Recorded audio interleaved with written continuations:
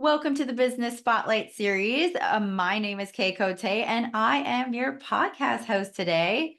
And on the show, we have Dr. Vera Dickinson, founder and managing director of Innova-Q. We're going to hear all about her business, her journey to business ownership, and hear about some of the things she's learned along the way, like some best practices, or maybe some things that she's faced, some challenges.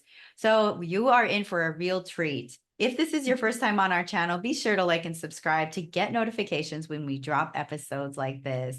Dr. Vera, it is so great to have you here on the show today. Great to be here. Thank you so much for the invitation. Of course. Well, I'd like to dive in. Give us a little brief about yourself and your business. Yes, of course. Well, like you mentioned, I am the CEO and the founder of Innova-Q. We are a relatively young, but very mighty, about 2-year-old tech startup. We are headquartered in Austin, Texas. And our mission is quite ambitious. We are bringing modernization to product quality in manufacturing industries through bringing application of AI and technology. So yeah, it's been a fun journey for the last couple of years. That sounds super cool. I'm really curious to dive in a little bit deeper, into your business. I love that you're in this tech, like this is such a hub for tech. Like you have so Yes. many opportunities. And so kind of looking at it, your role, as a CEO, what does your day-to-day look like? I know that can look so different every day, but kind of Yeah. break it down. Like what are you working on?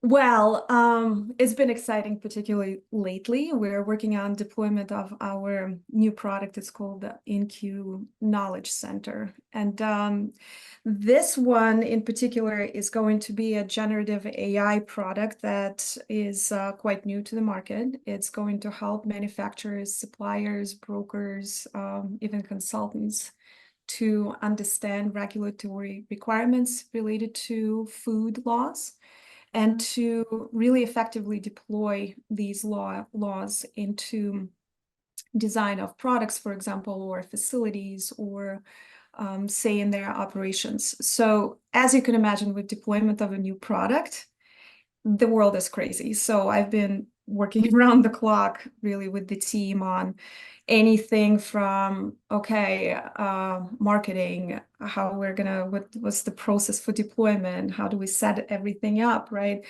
Where are we gonna advertise, final touches on the product. So yeah, my hours have been quite crazy for the last probably month, but we're super excited about the new product launch.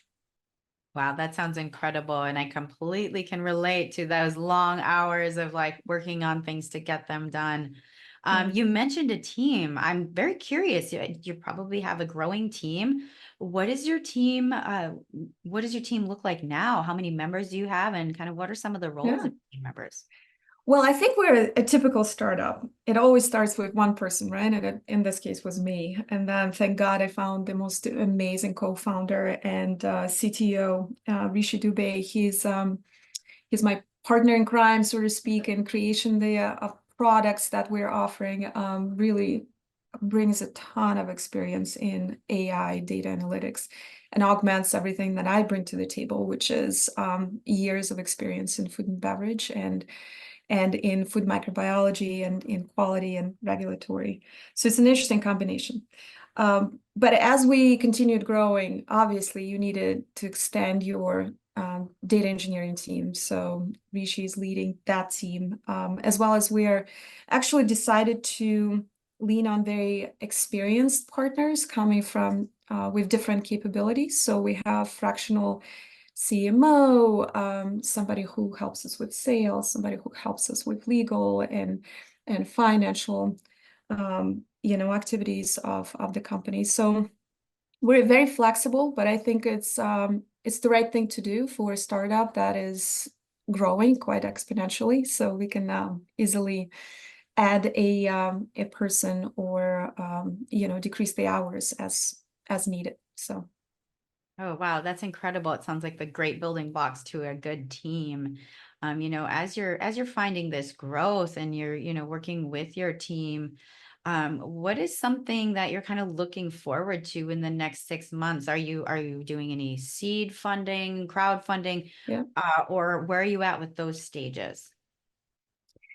Well, we're actually quite unique in this space in the sense that we are really trying to avoid getting any funding. So we're trying to self-fund our company, and then with the launch of the new product, we're going to be reinvesting into the business and into the more complex and more financially draining innovations. So in the next 6 months, there are a few big things that are happening. Like I mentioned to you this week, the launch of InQ Knowledge Center. We're attending a lot of different conferences, already attended the FDA conference and got some great feedback, positive feedback on the product. So hopefully we will continue collaboration with FDA and other regulatory authorities in bringing the tools that meet the needs of their needs as well as the industry needs. Mm-hmm. And then we're still working on the more sophisticated product, which is called Quality Performance Forecast. We are working with a few really large clients that that will help us in terms of learning opportunities and growth of how we approach the product and its potential scalability. So yeah, the next 6 months are going to be incredibly busy. I also wanted to mention we have participated in a competition with this company called Snowflake, and we were chosen to be one of the top 10 startups that competed out of thousands, from what I understand, globally located startups. So it's an honor. And next week we're actually going to New York Stock Exchange, and we're gonna close the day on the 14th. So if you have a chance to watch, we're gonna be there, and we're gonna meet incredible people, and we continue our collaboration with Snowflake as well as we build one of the platforms on their technology. Mm-hmm. So it's exciting. So the world is just opening up, and Wow. it's been incredible. Yeah. That is amazing. Congratulations Thank on you. that. That's Thank you. such a feat. I'm super excited to stay in touch as you go to New York as Yeah. well. Yeah. Yeah, Awesome. I'll be in touch on I'll send LinkedIn. you a picture. Yes, that is so exciting. Yes. Well, thinking about things like that, pictures, marketing, that kind of leads Yeah. me right into marketing. And I always love to talk to business owners about how they're finding success in marketing because it is Yeah. such a big component and there's so many moving parts. What are y'all's kind of techniques with marketing are you Yeah. focused on right now? Yeah, it's a very good question because it takes and created a lot of conversations in our team because we have different products, right? The product that I've mentioned that we're launching is going to be public forward. So it's going to be a subscription type of product. Anybody can access it and use it. Now, the other set of products is really direct work with clients, with big or small manufacturers. It doesn't matter. Our product fits any type of business size, manufacturing size. But so as you can imagine, with these two offerings, there are two different schools of thought of how we should approach marketing.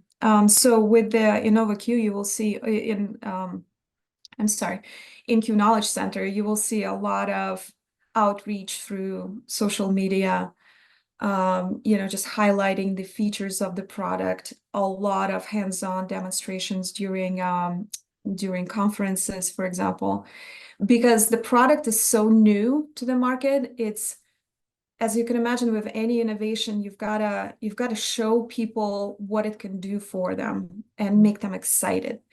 And so I know for a fact, once people lay their hands on the product, then it becomes a conversation between person to person conversation. So but it needs to be kicked off with strong, social media, probably LinkedIn type of vehicle.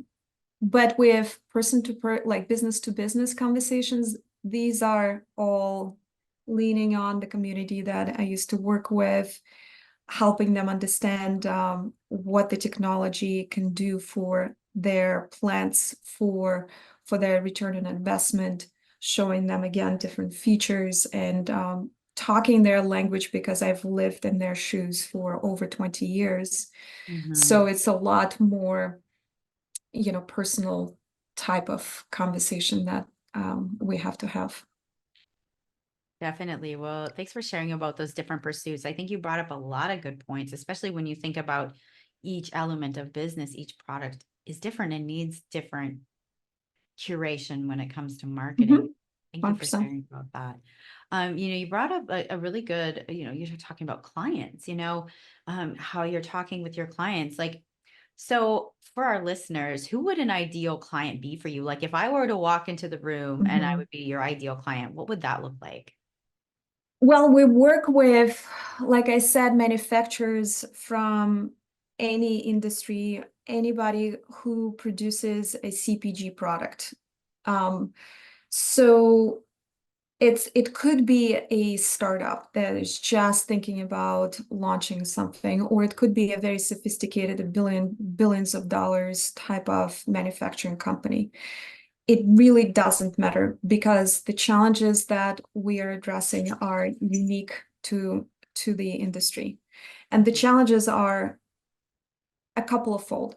One is we've got a web of legal requirements that these companies have to understand and comply with, document, and then present upon an audit or verification, right, to the regulatory authorities. That's a lot of work, and normally it's very costly. So if you're a startup thinking about bringing to the market your unique, beverage product, before you even start doing anything, you will have to think about how you will build a product that is going to be safe for consumption, right? So food safety and quality becomes your number one risk to your business if you're in this space. You obviously do not want to kill anybody. But it means that you have to hire a consultant, and if you don't have somebody on staff, right, which ordinarily you probably wouldn't. So it costs a ton of money. For a startup, it's quite an endeavor. So what our product, the one that we're launching this week, is going to do is help you build these compliance requirements into your initial process very, very easily. Then if you're a very sophisticated manufacturer who already understands their requirements, they have a different kind of problem, is where they have not only external requirements and probably global requirements that they have to comply with, they also have a ton of internal requirements that they over the years created. And it's very difficult for the organization to understand exactly what needs to be done in different scenarios. So our product just kind of pulls all of this together and then allows the audience, anybody from the organization, to understand what needs to happen in different scenarios. That's breakthrough, really. That's what Gen AI offers to us now. And it's been only 2 years, think about it, that this technology really was offered to us. So it's mind-boggling. Wow. But another product that we have is all about governance. So if you are a manufacturer, say a startup again, that already is manufacturing something, you've gotten through all the compliance requirements you established. You have to understand how your product is being produced and have a handle on it. Because if you don't govern it, you will be in a situation of potential loss of your business. Because if you potentially hit a recall, it can be devastating to your business. So we offer a very sophisticated but very pragmatic and simple to deploy product that allows you to govern your manufacturing process in real time, and then also deliver forecasts so you can be predictable and proactive in putting some steps forward before you hit that situation where you may potentially lose a ton of your product and your reputation, which could be devastating, like I said. Definitely. Well, it sounds like you're creating something that's really going to be helpful for these clients. Um, Mhm. it's just incredible, incredible what you're building. And I kind of want to shift gears back to the focus on you a little bit Sure. and your why. So, as, a business owner, what was it like for you when you like, if you were in a 9 to 5 before this, or what kind of was your main factor in like starting this company, going down the entrepreneurial path, and what was that transition like for you if you were in Yeah. a 9 to 5 position before? Well, I'm very happy to share these experiences because you're looking at somebody who has spent her whole life in food and beverage corporate world. I was a senior leader for the last 10 years, and I led very big teams that and with that came a lot of responsibility for the company that I worked for, right? Hmm. Hmm. But it was very stressful. Quality and food safety jobs in general are very stressful because you're always reacting to something, and this is why I wanted to create tools that allow people to be more proactive, so they can actually relax on a vacation, right? Yeah, that's more the goal, isn't it? Wouldn't it be nice? Yes. So, so when I went through over 20 years of this experience and was banging my head against the wall, trying to find these tools, not only for myself, but for my teams, particularly for the very stressful jobs that plant teams have, right? They fight fires all the time. I mean, you have to be just a superhuman to work on a manufacturing floor.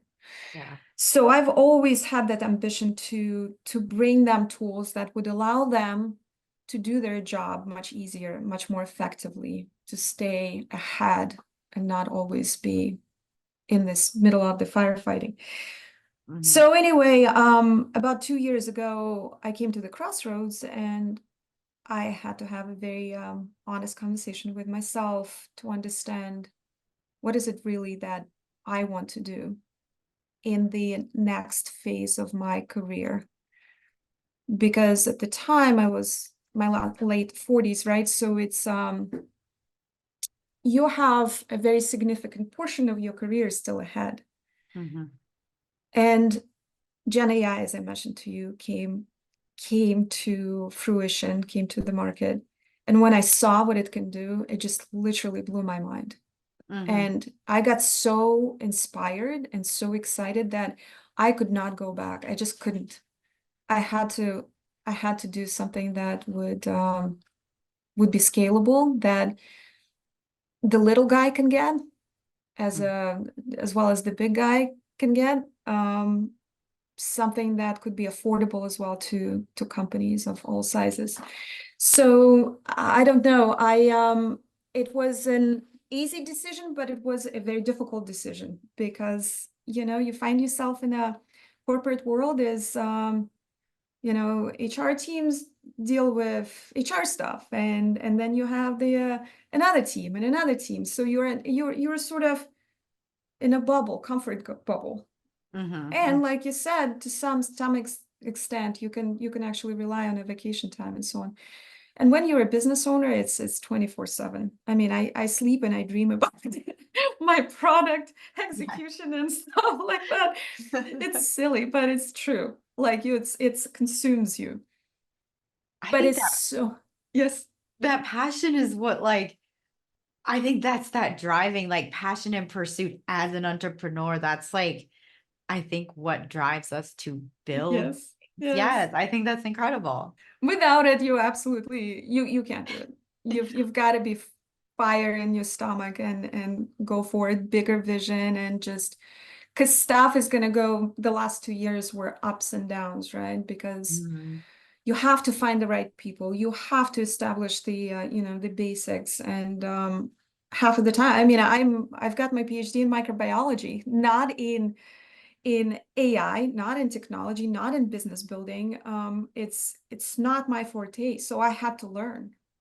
So UT has been, University of Texas has been incredible. I cannot say enough of things, absolutely instrumental to our initial success, because it allowed me to attend the right classes, lean on the right people who helped me to know more people and open more doors and understand and again and move forward. So it wasn't easy, but man, that fire in your stomach helps you go through anything. You fall, you stand up, you keep going. Very Yeah. true. That is incredible. And, you brought about, I want to dive a little deeper into some of those big things you faced within this 2 years of developing this business. What are some of the biggest challenges and obstacles that you were faced with that you overcame? Yeah. I know. A lot. I mentioned to you just one. I think the biggest one was to find my co-founder. Yeah. Because obviously, like I mentioned to you, it's not my capability. What the AI did to me is just, superficially, I understood right away the potential for efficiencies that it can bring to solve the problems that I dealt with, right, in food and beverage manufacturing. But to find the person who A, shares your ambition, who B, understands the technology and has experience in it, and C, most importantly, who actually takes a leap of faith on you and kind of trusts you and sacrifices a certain period of time of that risk, right? That in my case, reach to base, taking on me, on us, on the ambition. That was very difficult to find. Because a lot of people, in general, humans are very conservative, right? So they want already to know that you are going to be successful at the very beginning, when it's very, very cloudy yet. So that was challenge number one, and God is very good to me. Again, UT was instrumental because we got into the accelerator with UT, this program called VCIC, and through that program, I found my co-founder. And he literally created the products for us, the prototypes and the MVPs, minimum viable products. And that just opened the doors, right? And now we've got team members who come on understanding that there's something tangible at hand, that they believe the vision because they can see it, right? Touch it, as well as the clients now can touch it and feel it. So that was, I think for any startup, it's probably problem number one, right? You've got to find a very strong partner that you can lean on.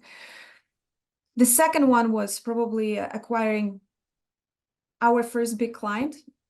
Man, it takes a lot of patience, because big clients are, they have a lot of requirements that they will put on startups. And when you're a startup, you don't have the infrastructure built in yet. So what we're really, really grateful for is that I think on both sides, we were very patient for each other. The client understands the value that we bring and the uniqueness and the revolutionary, really, technology that we will bring to them. But they were patient enough to give us space to get the right legal agreements, to get the right insurance and so on and so forth, right? The building blocks that will satisfy their requirements. But it was a process of many months. So it was an interesting experience. But now we've learned so much. It's amazing. So each experience is unique. Each challenge, actually, I think I would advise everyone to look at it as an immense opportunity to learn and get better. So even if something doesn't work, it's like, great, we've learned that this thing doesn't work. Well, we ain't going there again. Yeah, it's like a theory. Exactly. And it's like puzzle pieces that come together, with experience. So Well, this has been such a cool conversation. You're so inspiring. I love to hear your journey. So now I'd like to dive into a little part of the podcast called our rapid fire questions. It's Ooh. 4 questions. Answer kind of like the first thing that comes to you, kind of top of mind. Are you ready for some rapid fire? Sure. All right. Rapid fire question number 1 is, what is one piece of advice you would give to other business owners? I say if you really believe in your business idea, then take risks and Mhm. don't allow anyone to stand in the way in terms of negative opinions or your own inside voices saying you that you can't. If you believe it, I think, and if your idea is something that brings positivity to your community, you owe it to yourself to do it before you go to the better world. So might as well do everything possible to make it happen so you have no regrets at the end. Definitely. That is great advice. Question number 2 is, what is the key to success for you?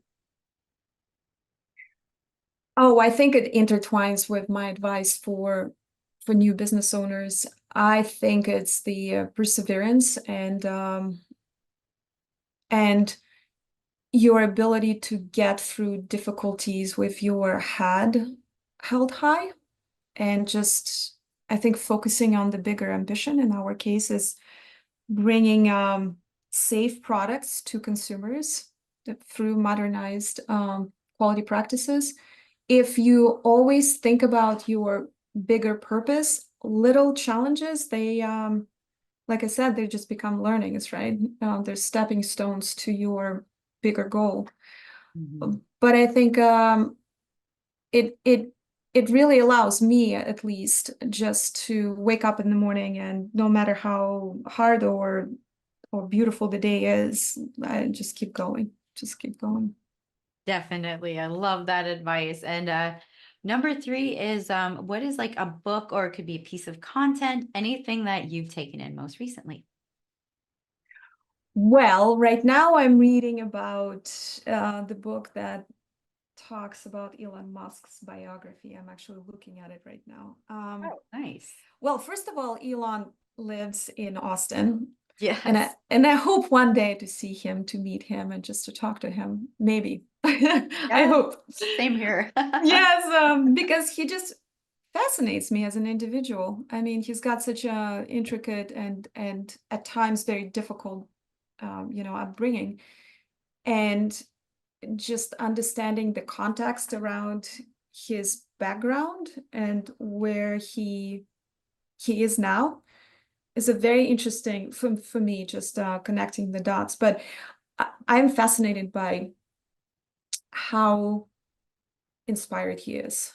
He talk about not giving up. I mean, the person who really connects himself with his bigger ambition and doesn't let anything or anyone to get in the way. And it's kind of scary and intimidating more, I would say, but at the same time, you just want to learn from them because he does some incredible things, and I would love to do some incredible things for humanity as well. So it's inspiring. That's what I'm reading. Oh, thank you for sharing about that. And our final question for the rapid fire questions is, if you could wave a magic wand and rapidly improve one aspect of your business overnight, what would it be? Well, since we're in tech and since we're growing so fast, I probably would just have the most sophisticated data engineering AI team, because it's hard to find really incredible talent who actually has experience and you can afford them and all of that in between. But I mean, we've got a very strong team, but like I said, because of the growth, it's you constantly need more hands-on type of engineers. Yeah, so that's a big one. Hunting for talent. So if you are listening and you are an incredible engineer, please give us a buzz. Well, that leads perfectly into my next question is how can people find you? Oh, yes. Well, very easy. First of all, LinkedIn, I'm quite active there. Dr. Vera Dickinson, so you'll find me there. And then our website, www.innovaqual.com. So you'll find descriptions of our products and offerings. And then yeah, those are probably the best places. Wonderful. Well, it has been such a joy, Dr. Vera. Thank you so much. And our final question for today is, what is most inspiring to you today? It's a good one. I think I alluded a little bit to it. I think it's the desire to meet that ambitious goal that we have. Mhm. And I love the fact that we're bringing something completely breakthrough to the market. No one has done the combination of technologies that we're offering in our products and the actions that you can take and all the positive things that the product offers is just incredible. And it's I always look at it and think, oh my God, if I had something like this even 5 years ago when I was in corporate, uh, my teams would be just invincible. So like that inspires me, the AI evolution of AI and how we can deploy it, and the fact that Innova-Q actually is driving that tangible solution Mhm. to the market from this big term that everybody uses, right? And oh, AI here, AI there. We actually give you a tool. Well, actually, a number of tools that you can use tangibly with benefit to you and your team. So that's super exciting. Wow. Well, again, this has been so good. Thank you for just sharing about your business, sharing about what you're building and the good that you're doing. It's been so inspiring to talk to you today. So thank you for being on the show. Thank you so much, Kay. It was a pleasure.